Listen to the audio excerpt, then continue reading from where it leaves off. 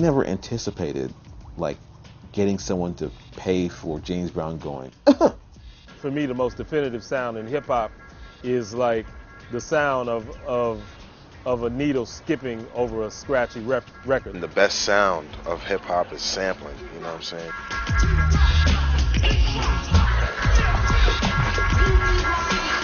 Because, you know, that's the style that made hip-hop hip-hop.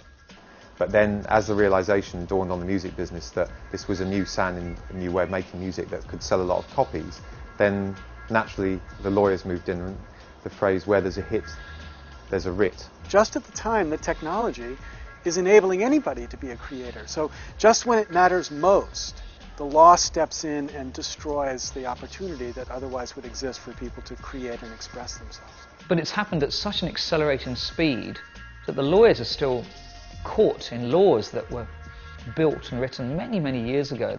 We don't really quite know what to do about this.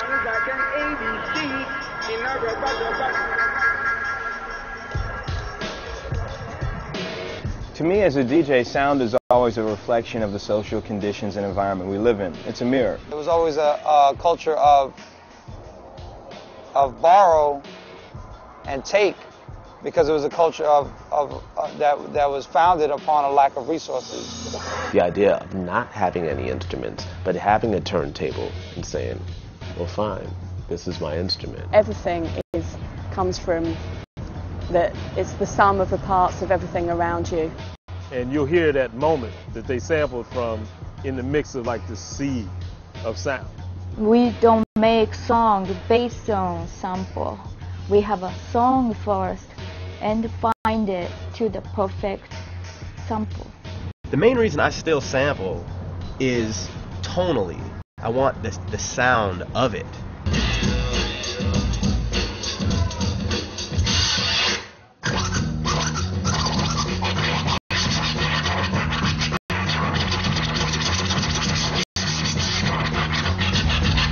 But I'm more like a sound kind of girl, to make it, you know, when I transform it or I slur it. When I say slur it, I just kind of drag it to make it sound funky, like zip, zip, zip, zip, zip, you know, and you just kind of have that ear, and you just kind of think of certain things, and you just kind of go for what you know. What's being stolen or transformed or appropriated or borrowed or digested or what have you is never really the melody. It's never the song that the lawyers are interested in protecting and building a fence around. It's the timbres. A good appropriated sample has those two qualities. It has a good quality of its own, and it has a strong reference that evokes cultural resonance as well. As an MC, I'm almost compelled to make pop culture references just so I can make a point clearly enough. I mean, one of the things I think people don't sometimes think about is that sound itself has a historical dimension. That's what's cool about sampling, that it transports the listener, if they're willing to move in that pathway, back to a specific action.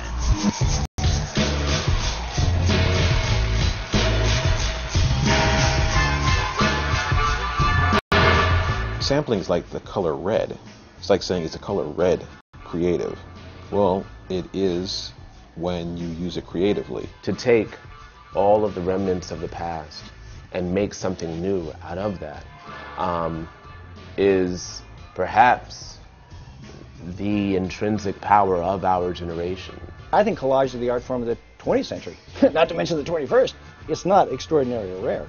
I've never really heard a completely original musical idea by anyone. Especially in music, which of all art mediums is based on copying as far as I can see. Not all of this stuff is mine. I mean, it almost feels like, to a degree, it's public property. The beautiful thing about the origins of sampling is that it's basically continuous with all other forms of creativity. I mean, Shakespeare sampled, Chaucer sampled, T.S. Eliot sampled everything he could find to put into the wasteland. You know, it's like Legos, you know what I mean? If someone says, here's a bunch of Legos, put them together, and you have something to work with, where if someone says, okay, here's a bunch of plastic, mold it. Perhaps it's a little easier to take a piece of music than it is to learn how to play a guitar or something. True, just like it's probably easier to snap a picture with that camera than it is to actually paint a picture. Kind of like we're jazz musicians that use any sound that's on vinyl. I think about the way Walt Disney was created, right? All of Disney's greatest works were taking other people's works and doing something different with them. How many comedians tell the same joke? Nobody says, hey, that's my knock-knock joke. Or that's my mama joke. Or that's my political joke. Jokes are free. That's the way creativity always functions, a kind of Walt Disney creativity, and we should celebrate it. Downtown, on the block, at the club, steaming hot, dancing.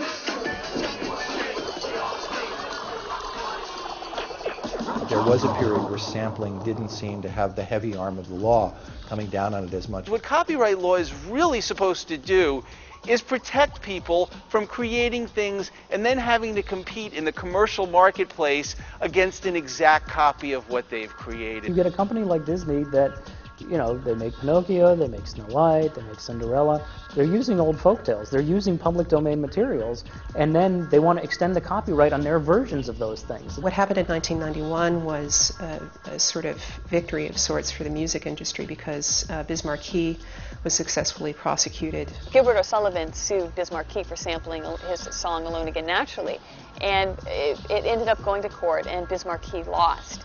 And the ramifications of that, after that period, then everybody in the music industry was afraid of sampling. I think ultimately it's up to every artist, if they're going to borrow something from somebody, to pay respects to the persons that they borrowed it from.